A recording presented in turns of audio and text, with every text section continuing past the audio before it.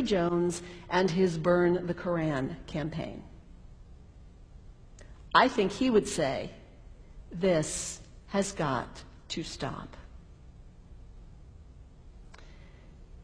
Followers of Islam believe that the Quran is a collection of revelations received by the Prophet Muhammad from God about 1400 years ago.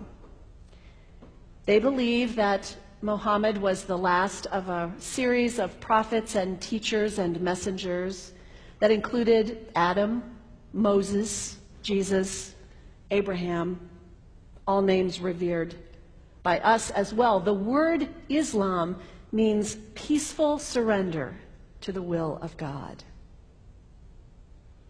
The Quran was written at a time when the Muslim people were being driven from their homes, persecuted, and killed. The Old Testament was written at a time when Jewish people were being driven from their homes, persecuted, and killed. And religious scholars will tell you that most Holy Scriptures have stories of war and violence in them. Throughout history, most faiths have used these texts to justify violence. And if there's anyone in this room at this moment who's thinking that I've got it wrong, after church today, pull out your Bible and look up Psalm 137.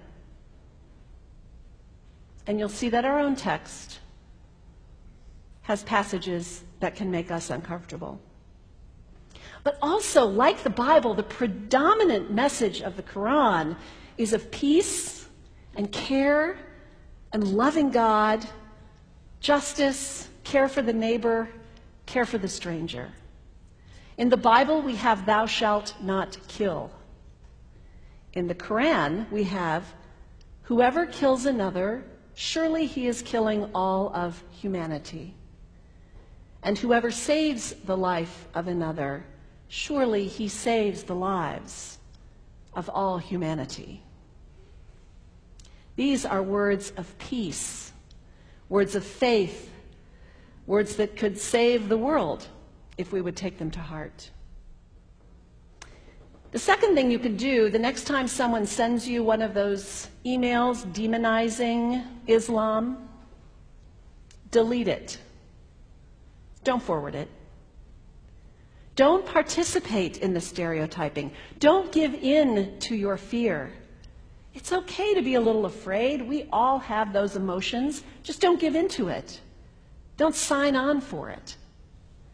Don't focus on this tiny group of extremists who commit acts of violence. Focus on the hundreds of millions of Muslim people in the world who are people of faith, whose priorities and concerns and families are not so different from your own. And third, when you think of Muslim people, think of individuals. Think of the professor at Ohio State. Think of the engineer at Honda. Think of the teacher at the elementary school down the street. When you think of Muslim people, remember those who died on 9/11, not the hijackers. There was only a handful of them. Remember Mohammed Sunhami Hamandi. He was born in Pakistan. He came to the United States as a small child with his parents. He played high school football. He went to college. He became a part-time ambulance driver.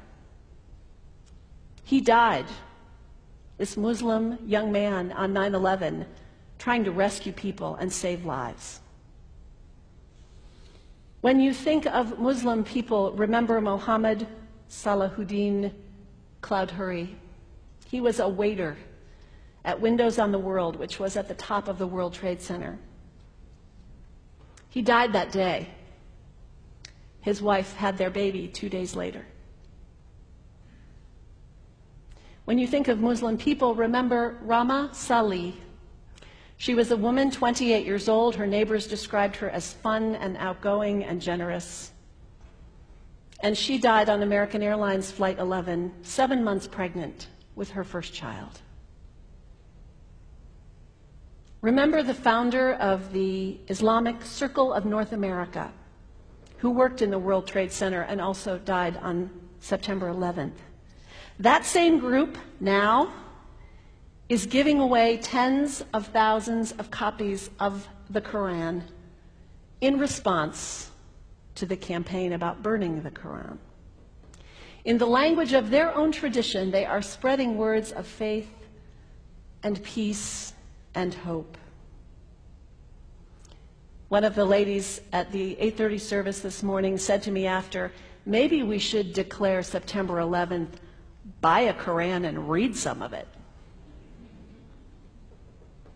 It is for us to share our message of love and hope and peace, but let us do it with grace and respect and above all, humility.